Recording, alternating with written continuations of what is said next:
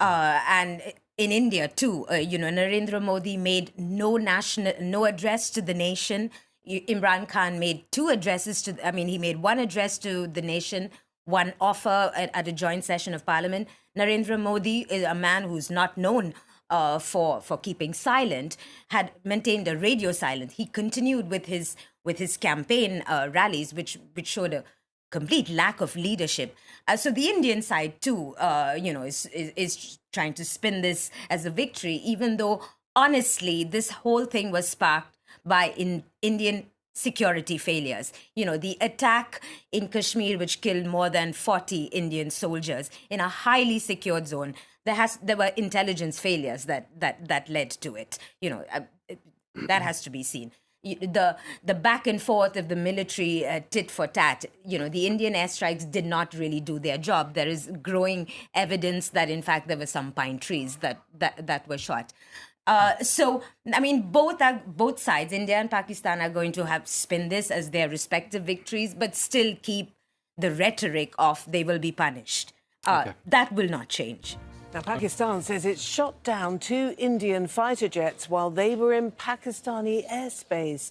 They've arrested 1 Indian pilot and another is apparently in hospital receiving treatment. But India says only one of its aircraft crashed, and that was because of technical failure.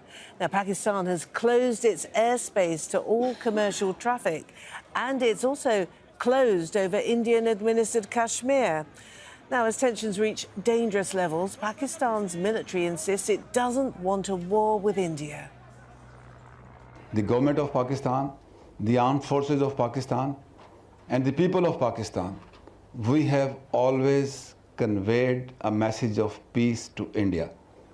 And the route to peace goes through dialogue. Both countries have the capability and capacity, but war is actually the failure of policy which India needs to understand.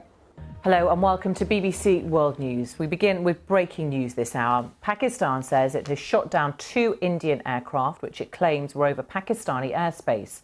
The Pakistani military also says its warplanes carried out airstrikes inside India.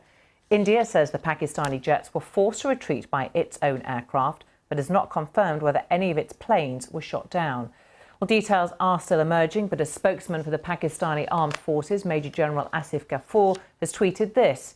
He says that in response to Pakistan Air Force strikes, the Indian Air Force crossed the line of control, the LOC, in Kashmir. He goes on to say that Pakistan shot down 2 Indian aircraft inside Pakistani airspace. One of the aircraft fell on Pakistan-controlled Kashmir, that's written here as A, J and K, and the other fell inside IOC. That's how Pakistan refers to Indian-controlled Kashmir.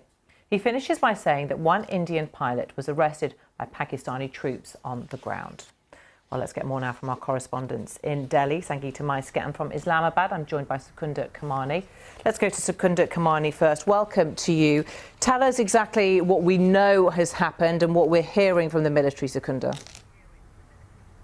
So I've just come out of a briefing, a press conference by the Pakistani military. The Pakistani military spokesman broke down the chronology of these dramatic events that took place today.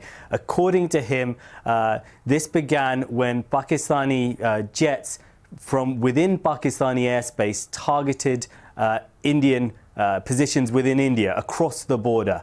As a response to those strikes, he says that Indian jets crossed over into Pakistani airspace, and Pakistani planes shot down 2 Indian jets. As a result of that, he says 2 Indian pilots have been taken into custody. There had been some reports in Indian media that a Pakistani plane had been shot down by Indian forces. The Pakistani military has said that is not true.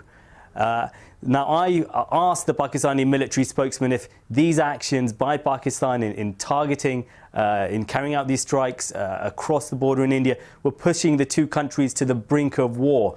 He said they weren't. He said that Pakistan had acted responsibly, and he said Pakistan had deliberately chosen not to hit Indian military targets or areas where civilians were living in India, but open ground just across the border in India. And he said that the Pakistani military did this because they wanted to act, in his words, responsibly. They don't want the situation to escalate further, but certainly these developments will cause huge concern amongst the international community. And that's really what I want on to the general public, you know? That's what I really wanted to take a look at. I think we may actually have some shots of some of the papers and the more kind of sensational headlines you're seeing in India in particular.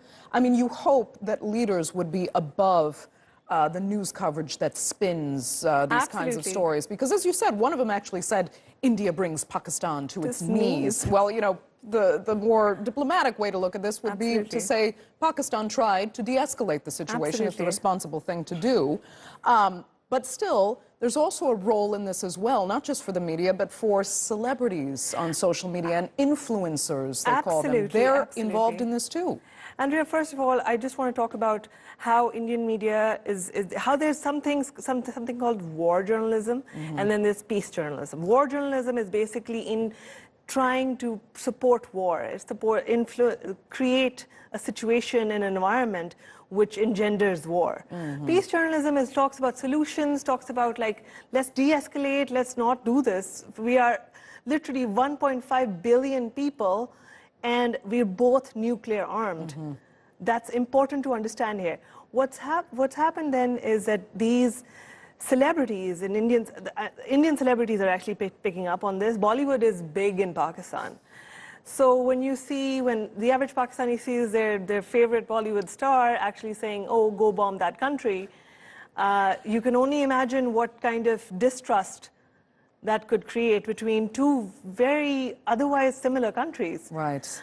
Yeah, we can see some of the tweets on screen here from some of the Bollywood actors that you're talking about. But let me just ask you this quickly. I mean, as I said, you hope that politicians are above all this kind of media spin and celebrity tweets and whatnot. But would there be a risk that Pakistan could say, you know what, we've changed our minds. You want to humiliate us in your press? We don't have to give this pilot back. And if you want to escalate, let's see how far it can go. I generally think that would be a very...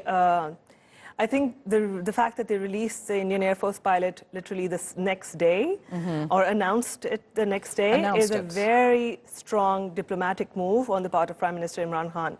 This is going to go really well with the international community. I don't think they will risk that, and I don't think that they should risk that. However, what's happening here is that politicians are not above the rhetoric that's built up. Prime Minister Modi has been yesterday going through political rallies talking about how this has been a huge success for India, massive, they're defending the nation. Now, obviously this is going to affect the Indian election. This is going to be a factor, and I hope that this was not the reason behind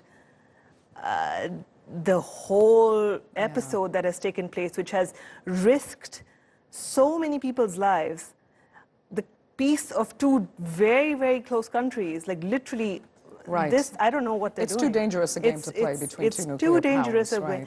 And I hope that the Indian election was not a factor, but there are signs that are pointing towards that the Indian elections are... Another thing which I would like to mention over here is that during these current days, like recently, there's been a challenge to Article 35A of the Indian Constitution. Article 35A is basically Kashmir's, you know, they're trying to take away the right of the Kashmiris only to be residents in Kashmir. Right. So there's